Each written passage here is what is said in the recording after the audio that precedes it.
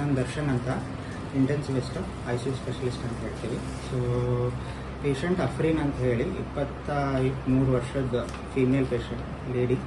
So ಅವರು ಹೊರಗಡೆನೇ 3ರಿಂದ 5 ದಿನದವರೆಗೂ treatment ತೊಗೊಂಡಿದ್ದಾರೆ. Pancreatitis ಅಂತ ಹೇಳಿ ಡಯಾಗ್ನೋಸಿಸ್ ಕೂಡ ಆಗಿತ್ತು, ಹೊರಗಡೆ ಸ್ಕ್ಯಾನ್ ರಿಪೋರ್ಟ್ಸ್ ಇದ್ದಾವೆ.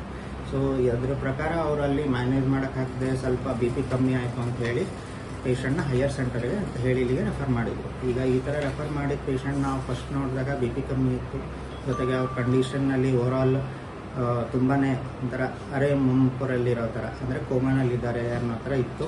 ಸೊ ಈ ಥರ ಇರೋ ವಿಚಾರ, ಈ ಡಯಾಗ್ನೋಸಿಸು, ಈ ಥರ ರೋಗಗಳು ಹೇಗೆ ಮುಂದುವರಿಯುತ್ತೆ, ಫಸ್ಟು ಪ್ರಿಲಿಮಿನರಿ ಟ್ರೀಟ್ಮೆಂಟ್ ಕೊಟ್ಟು ಮುಂದಿಂದ ಏನಿದೆ ವಿಚಾರ ಪೇಷಂಟ್ಸ್ಗೆ ಎಲ್ಲರಿಗೂ ರಿಲೇಟಿವ್ಸ್ಗೆ ಎಕ್ಸ್ಪ್ಲೇನ್ ಮಾಡಿ, ಇದು ಕಮ್ಮಿ ಪ್ಯಾಂಕ್ರೆಟೈಟಿಸ್ ಅನ್ನೋ ರೋಗ ಹೆಂಗಿರುತ್ತೆ, ಅಟ್ಲೀಸ್ಟ್ 2 ವಾರದವರೆಗೂ ಮಿನಿಮಮ್ ಬೇಕಾಗುತ್ತೆ. ಅದ್ರ ಸಿವಿಯಾರಿಟಿ ಬೇಸಿಸ್ ಮೇಲೆ 2 ರಿಂದ 6 ವಾರದವರೆಗೂ ಕೆಲವು ಸತಿ ಹಾಸ್ಪಿಟಲಲ್ಲಿ ಟ್ರೀಟ್ಮೆಂಟ್ ಅವಶ್ಯಕತೆ ಆಗುತ್ತೆ. ಈ ಥರ ರೋಗದ ವಿಚಾರದ ಪೂರ್ತಿ ಡೀಟೇಲ್ಸನ್ನು ಫ್ಯಾಮಿಲಿ ರಿಲೇಟಿವ್ಸ್ಗೆ ಎಕ್ಸ್ಪ್ಲೇನ್ ಮಾಡಿ, ಇಷ್ಟು ಖರ್ಚಾಗತ್ತೆ ಅನ್ನೋ ಅಂದಾಜು ಕೂಡ ಹೇಳಿ, ನಿಮ್ಮ ಫೈನಾನ್ಷಿಯಲ್ ರೆಸ್ಟ್ರಿಕ್ಷನ್ಸ್ ಈ ಥರ ಇದ್ದರೆ ನೀವು ಗೌರ್ಮೆಂಟ್ ಹಾಸ್ಪಿಟಲ್ ಸಹಾಯ ಕೂಡ ತೊಗೋಬೋದು ಅನ್ನೋದನ್ನು ಟೈಮ್ ಆ್ಯಂಡ್ ಅಗೇನ್ ನಾವು ಎಕ್ಸ್ಪ್ಲೇನ್ ಮಾಡ್ತಾ ಬಂದಿದ್ವಿ.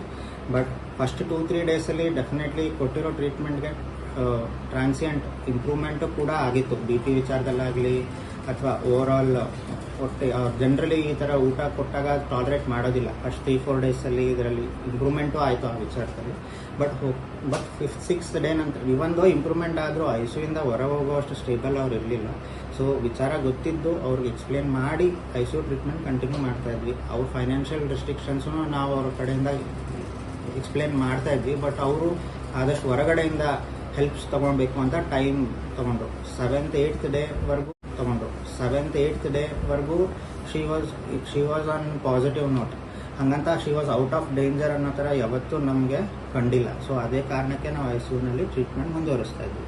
ಹೀಗಿದ್ದಿದ್ದು ಪೇಷಂಟು ಪ್ಯಾಂಕ್ರೆಟೈಟಿಸ್ಸು, ಲಿವರ್ಗೆ ಅದರಿಂದ ಎಫೆಕ್ಟ್ ಆಗಿದೆ, ಅದರಿಂದ ಸ್ವಲ್ಪ ಮಟ್ಟಿಗೆ ಕಿಡ್ನಿಗೂ, ಸ್ವಲ್ಪ ಮಟ್ಟಿಗೆ ಉಸಿರಿಗೂ ಎಫೆಕ್ಟ್ ಆಗಿದೆ, ಸ್ವಲ್ಪ ಮಟ್ಟಿಗೆ ಕಾನ್ಷಿಯಸ್ನೆಸ್ ಅಂದರೆ ಮೆದುಳಿನ ಕೆಲಸದಲ್ಲೂ ಎಫೆಕ್ಟ್ ಆಗಿದೆ. ಇಷ್ಟೆಲ್ಲ ಮಲ್ಟಿ ಆರ್ಗನ್ ಡಿಸ್ಫಂಕ್ಷನ್ ಅಂತೀವಿ ಇದು ಜನರಲಿ ಈ ಥರ ಆದರೆ. ಸೊ ಈ ಥರ ಇದ್ದಿದ್ದ ಪೇಷಂಟ್ಸು ICUಯಿಂದ ಹೊರ ಹೋಗ್ಬೇಕಂದ್ರೆ ಏನು ಕ್ರೈಟೀರಿಯಾಸ್ ಇರುತ್ತೆ ಅದು ಯಾವತ್ತೂ ಅವರು ಮೀಟ್ ಆಗಿರಲಿಲ್ಲ. ಅದರ ಸಂಬಂಧಿತ ಸ್ಪೆಷಲಿಸ್ಟ್ ಯಾರಿದ್ದಾರೆ ಎಲ್ಲರೂ ಕೂಡ ಅದನ್ನು ಟೈಮ್ ಆ್ಯಂಡ್ ಅಗೇನ್ ನೋಡಿ ಫ್ಯಾಮಿಲಿ ಹತ್ರ ಮಾತಾಡಿದ್ದಾರೆ ಕೂಡ. ಸೊ 9th ಡೇ ಆಲ್ಮೋಸ್ಟ್ ಆದಾಗ ಯಾವಾಗ ಅವ್ರಿಗೆ ಅನ್ನಿಸ್ತು ಇದ್ರ ವಿಚಾರ ಇನ್ನೂ ಟೈಮ್ ತೊಗೊಳುತ್ತೆ, ನಮ್ಮ ಫೈನಾನ್ಷಿಯಲ್ ರೆಸ್ಟ್ರಿಕ್ಷನ್ಸ್ ಮೀರ್ತಾ ಇದೆ ಅಂದಾಗ they expressed that we can't continue, ನಾವು ಗೌರ್ಮೆಂಟ್ ಹಾಸ್ಪಿಟಲ್ ಅಥವಾ ಊರಿಗೆ ಹೋಗ್ತೀವಿ ಅಂತ. So we have respected every time and again whenever we have told us. ಸೊ ಹಿಂಗಿದ್ದಿದ್ದು ಯಾವಾಗ ಅದು ಡಿಸ್ಚಾರ್ಜ್ ಅನ್ನೋ ವಿಚಾರ ಬಂತು, ಅವ್ರದ್ದು ಏನೇ ಬಿಲ್ ಇದೆ ಅದು ಕ್ಲಿಯರ್ ಮಾಡಿ. ಬಿಕಾಸ್ ನಾವು ಟ್ರೀಟ್ಮೆಂಟ್ ಕೊಟ್ಟಾಗ ಯಾವತ್ತೂ ನಾವು ಬಿಲ್ ಬಗ್ಗೆ ವಿಚಾರಿಸಿಲ್ಲ. 9-10 ದಿನ ಈ ಥರ ICUನಲ್ಲಿ ಟ್ರೀಟ್ಮೆಂಟ್ ತೊಗೊಂಡ್ರೆ ಏನಾಗುತ್ತೆ ಎಲ್ಲವೂ ನಮ್ಮ ಕಡೆಯಿಂದ ಎಷ್ಟಾಗುತ್ತೆ ಅಷ್ಟು ಕವರಪ್ ಮಾಡಿ ಅವಳು ಇಂಪ್ರೂವ್ಮೆಂಟ್ಗೆ ಏನು ಬೇಕೋ ಅದಷ್ಟು ಮಾಡಿದ್ದೀವಿ.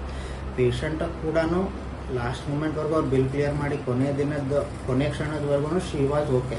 ಅವ್ರ ಪೇಷಂಟ್ ಕಣ್ಮುಂದೆನೇ ಆಗಿರೋದು, ನಾವೇನು ಮುಚ್ಚುಮರೆ ಒಳಗೆ 2 ದಿನ ಬಿಟ್ಟಿಲ್ಲ. ಇದೆಲ್ಲ is not correct whatever ಅವ್ರು ಏನು ಹೇಳ್ತಿದ್ದಾರೆ ಅದು. ಬಟ್ ಅವ್ರ ಕಣ್ಮುಂದೆನೇ and this can happen any time. ಇದಾಗುತ್ತೆ ಅನ್ನೋದು ಗೊತ್ತಿದ್ದೆ we have actually not shifted her to out of ICU also because we have explained them. ಅವರು ಎಕ್ಸ್ಪ್ಲೇನು ಮಾಡಿದ್ದೀವಿ ಈ ಥರ ಆಗೋ ರಿಸ್ಕ್ ಇರುತ್ತೆ ಅಂತ. ಅವ್ರ ಕಣ್ಮುಂದೆನೇ ಲಾಸ್ಟ್ ಮೂಮೆಂಟಲ್ಲಿ ಆಗಿರೋ ಇವೆಂಟ್ ಅದು.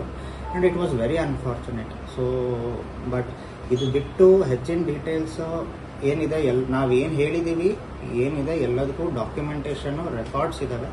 ಸೊ ಬೇಕಿದ್ರೆ ಪರಿಶೀಲಿಸ್ಬೋದು. ಇದು ಇರೋ ವಿಚಾರ. ನೀವು ನೋಡ್ತಿದ್ದೀರಾ, ಇದು News 88 ಕನ್ನಡ, ಸುದ್ದಿಯ ಜೊತೆ ಸದಾ ನಿಮ್ಮೊಂದಿಗೆ.